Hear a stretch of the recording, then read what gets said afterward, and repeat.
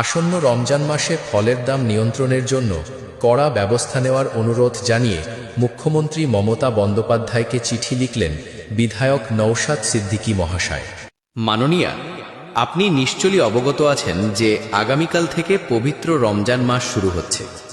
এক মাস ধরে চলবে রোজা, উপবাস।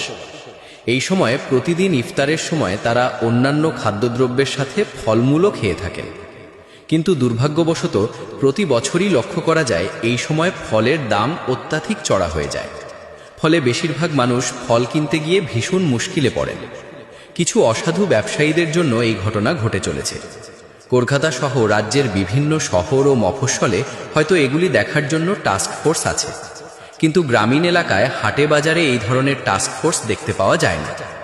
অতএব আপনার কাছে আমার বিনীত অনুরোধ, গ্রামাঞ্চলেও টাস্ক ফোর্স গঠন করা হোক। আপনি বিশেষভাবে নির্দেশ দিন যাতে ফলের দাম নিয়ে কালোবাজারি না হয়। শহর ও গ্রামে এই বিষয়ে এক মাস ধরে যেন কড়া নজরদারি থাকে, এটা আপনাকে খেয়াল রাখতে অনুরোধ করছি।